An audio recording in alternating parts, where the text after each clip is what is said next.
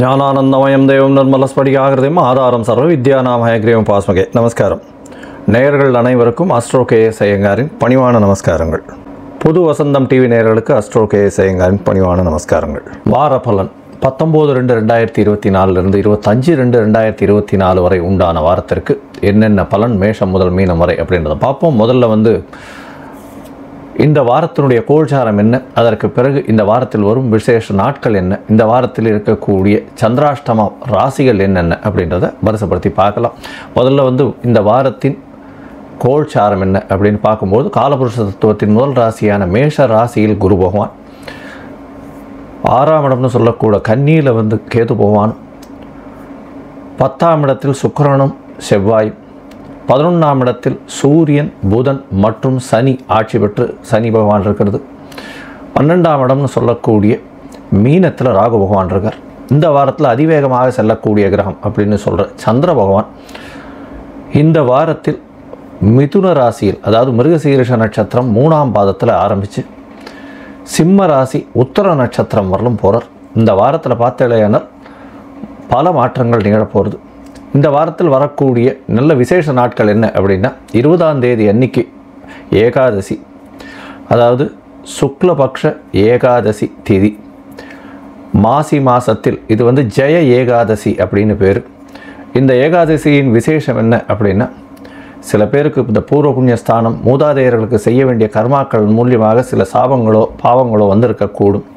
அது எல்லாம் விமோசனம் ஆகக்கூடிய ஒரு ஏகாதசி. அது பொதுவாகவே வைணவர்களுக்கு மிகவும் ஏற்றம். இந்த ஏகாதசி நாளில் முழு நாளும் உபவாசம் இருக்கிறது பெரிய விசேஷம்.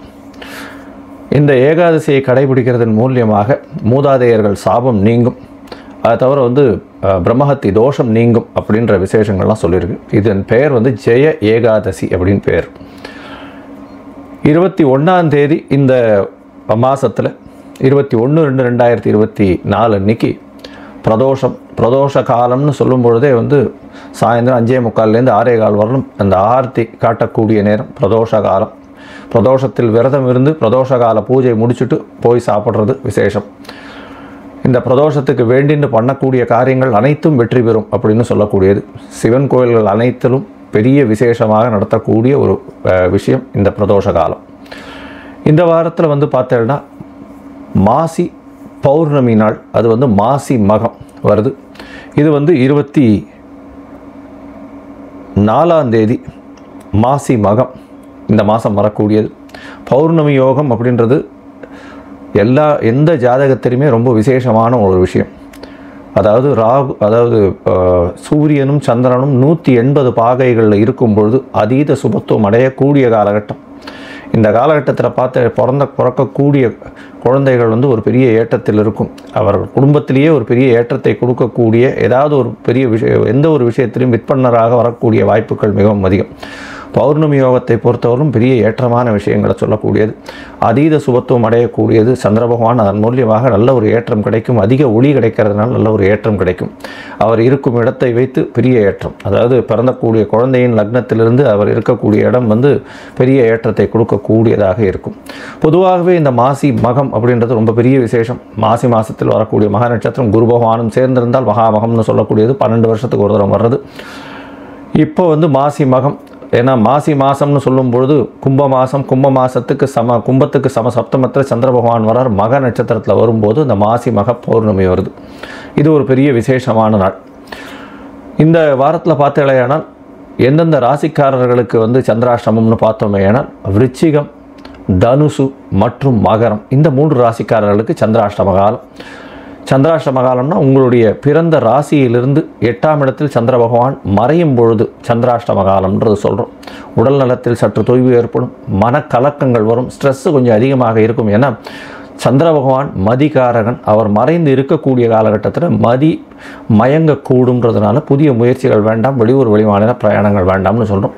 ஒருவேளை பண்ண வேண்டிய கட்டாயத்தில் இருந்தீர்களான அருகில் இருக்கக்கூடிய இந்த சிவன் கோவில்லையோ இல்லை விநாயகர் கோவில்லையோ அல்லிப்பூ, வெள்ளை அரளி இதெல்லாம் வாங்கி கொண்டு போய் கொடுத்துட்டு வர்றதன் மூலியமாக சந்திராஷ்டமத்தின் தாக்கம் குறையும் அப்படின்றத சொல்கிறோம்.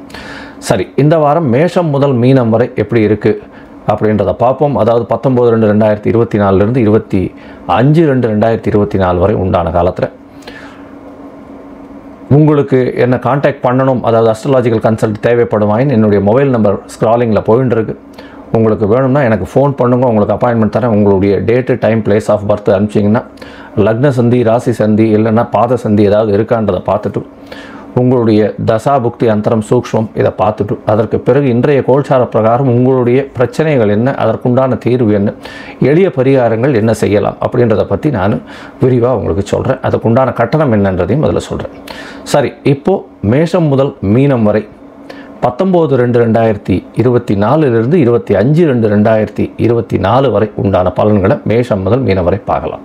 மிதுனம், மிருகசீரிஷம், திருவாதிரை, புனர்பூசம் இந்த 3 நட்சத்திரம் 9 பாதங்களை கொண்ட ராசி. ராசியின் அதிபதி அப்படின்னு சொல்லக்கூடியவர் புத பகவான். ராசிக்கு 9ஆம் இடத்துல இருக்கிறது பெரிய விசேஷம். 9ஆம் இடத்தில் புதன், சூரியன் மற்றும் சனி பகவான் இருக்கிறதன் மூலியமாக நல்ல ஒரு ஏற்றமான காலமாக இருக்கும்.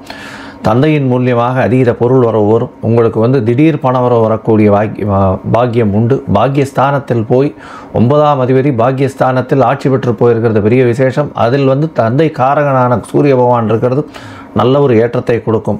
உங்களுக்கும் தந்தைக்கும் சிறு சிறு மனக்கசப்புகள் இருந்தாலும் பண வருமானத்தில் உங்களுக்கு பஞ்சம் இருக்காது. உங்களுக்கு உண்டான விஷயத்தை அவர் செய்து கொடுக்கக்கூடிய காலகட்டமாக இந்த வாரம் அமையிறது. இந்த வாரத்தில் பார்த்தேன்னா திருமண யோகம் நல்லபடியாகவே இருக்குது. ஏன்னா உங்களுடைய ராசிக்கு பார்த்தேனால் குரு பகவான் 7ஆம் இடத்தை பார்க்குறது. 7ஆம் அதிபதி அப்படின்னு சொல்லக்கூடிய குரு பகவானும் 11ஆம் இடத்துல இருந்துட்டு இருக்கிறது பெரிய விசேஷம். திருமணமாய் ரொம்ப நாள் குழந்தைக்கு பிராப்திக்கு பார்த்து கொண்டிருக்கக்கூடியவர்களுக்கு குழந்தை பிராப்தி ஏற்படக்கூடிய வாய்ப்புகள் நிச்சயமாக உண்டு. ஏன்னா குரு பகவான் புத்திர காரகனே புத்திரஸ்தானத்தை பார்க்கறது பெரிய விசேஷம். இருந்தாலும் புத்திரஸ்தான அதிபதி 8ஆம் இடத்தில் மறைந்து இருக்கக்கூடிய காலகட்டமாக இருக்குது. மறைந்து இருந்தாலும் சுக்கிர பகவான் 8ஆம் இடத்துல மறைந்து இருக்கக்கூடிய காலகட்டமாக இருந்தாலும் புத்திர பிராப்தி ஏற்படக்கூடிய காலகட்டமாக இந்த வாரம் அமையும். இந்த வாரத்தில் பார்த்தோம்னா 10ஆம் இடத்தில் இருக்கக்கூடிய ராகு பகவான் மூலியமாக புதிய தொழில் அமையக்கூடிய வாய்ப்புகள் இந்த வாரத்தில் நிச்சயமாக இருக்குது. உங்களுடைய ராசிக்கு 4ஆம் இடத்தில் கேது பகவான் இருக்கிறதுனால சிறு சிறு பிரச்சனைகள் தாயின் உடல்நிலைக்கு வரும். அதை தவிர உங்களுடைய வீட்டு கடன் ஏதாவது இருந்ததே ஆனால் அதில் சிறு சிறு பிரச்சனைகள் இருக்கக்கூடிய காலகட்டமாக இந்த வாரம் அமையிறது. இந்த வாரத்தில் பார்த்தேன்னா சந்திர பகவான் அதிவேகமாக செல்லக்கூடிய கிரகம் அப்படின்னு சொல்லக்கூடியவர் உங்களுடைய ராசியிலேயே இந்த வாரத்தை ஆரம்பிக்கிறார். அதாவது 19/2/2024 25/2/2024 வரை உண்டான வாரத்தில் சந்திர பகவான் 21ஆம் தேதி வரையிலும், அதாவது 19 21 கார்த்தால ஒரு 8:30 மணி வரலும் சந்திர பகவான் உங்களுடைய ராசியிலேயே இருக்கார். 2ஆம் அதிபதி ராசியிலே இருக்கிறதுனால குடும்பத்தில் நல்ல ஒரு ஏற்றம் இருக்கக்கூடிய காலகட்டம். குடும்பத்தில் புதிய முயற்சிகள், புதிய விசேஷங்கள் நடக்கக்கூடிய காலகட்டமாக இருக்கும்.